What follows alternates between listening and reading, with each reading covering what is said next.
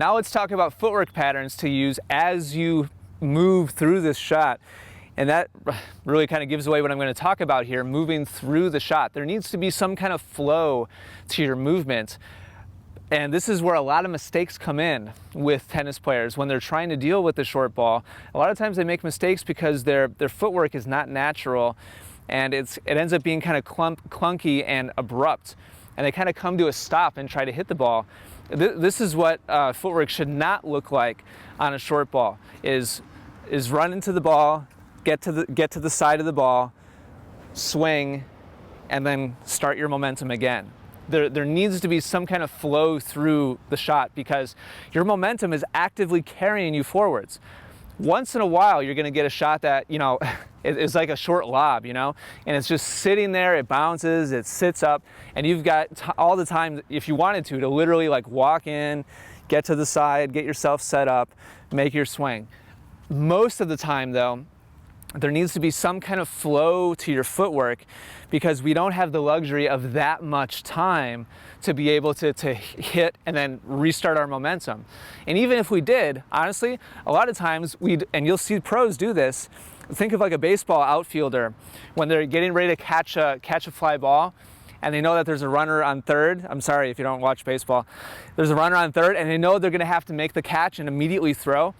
They'll purposefully set up behind where the catch is gonna be, catch the ball so that their momentum's already moving forward towards home plate so they can make the throw.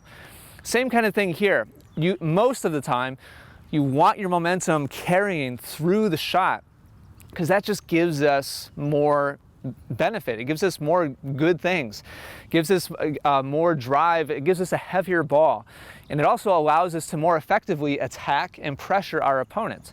So I'm going to give you 3 different footwork patterns that give us the ability to do that. The first one is setting up on your inside foot. And I'll demonstrate this both ways. I'm going to demonstrate it left-handed first, but you're going to move in quickly, get to the side of the ball. This is how you see this is like, modern, setup for a forehand ground stroke. Semi-open stance, weight on my inside foot, the foot that's to the inside of the court, and then from there you're going to hit and transfer forwards onto your outside foot. So again, that looks like this. Moving forwards, getting to the side of the ball, loading up on the inside foot, hit, and then transfer onto your outside foot. Right-handed, for all you righties out there, you're going to run to the ball, get to the side of the ball, load up on your right leg as you set up, hit, and then transfer onto your left leg. And it's the same thing on a two-handed backhand. And I'll show you that lefty here. Move in, get to the side, load up on your inside leg, hit, and then transfer forwards onto your outside leg. So that's the load and step forwards into the court. And at speed, it would look like this. Move in, load, hit, and then forwards onto your outside foot. So it's all about the load and transfer forwards. You're kind of walking through it. The second type of footwork that can allow you to really move through this shot is called a front foot hop. And what that is, what it's good for is anybody who's really used to hitting with a closed stance. You can still hit this shot with topspin and with power, with confidence with a closed stance. What that looks like is quick move forwards, move to the side of the ball, and then you're going to load up on your front foot instead of your inside one, your outside foot. So for, let's say a righty backhand, that would be your right foot. You're going to set up, hit, and then hop onto that same foot. So again, righty backhand at a little bit more speed looks like this. Get to the side of the ball, hit, hop, and then continue forwards.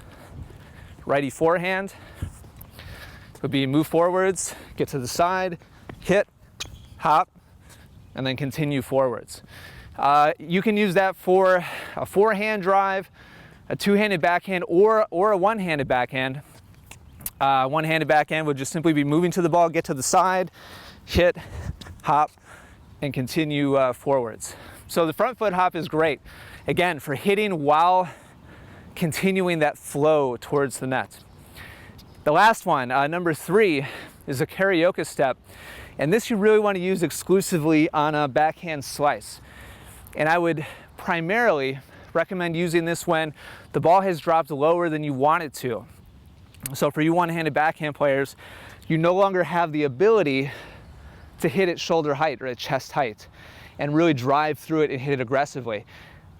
Once it drops below that, a lot of times it's easier to use the slice. And that doesn't mean that you can't still hit an effective shot. You can, but flowing through it and continuing your momentum really becomes very, very important. So the way that that looks is you'll run, get there as quickly as possible, get to the side of the ball, and then your back foot is gonna slide behind your front, you're gonna hit, and you're gonna continue forwards. Let me show you a righty. Sorry, I always forget to transfer that. So for right-handed player on the backhand side, run forwards, turn to the side, left foot's gonna slide behind, you're gonna hit and stride forwards with your right foot as you follow through. So again, side of the ball, step behind, hit, and then continue on out towards the net. You don't always have to approach the net when you attack on a short ball, but when it's significantly short, where it really makes the most amount of sense to continue your momentum forwards, you might as well. You might as well continue that offensive push. And assuming that you do everything we've talked about up until this point, you identify early, you move to the ball quickly, position yourself well, you pick out the right shots, you should be in the driver's seat. And if you are, in fact, in the driver's seat with your shot, there's no reason not to continue moving forwards. So practice these 3 different footwork patterns. They're going to be your ticket to smoothly and naturally continuing on forwards towards the net.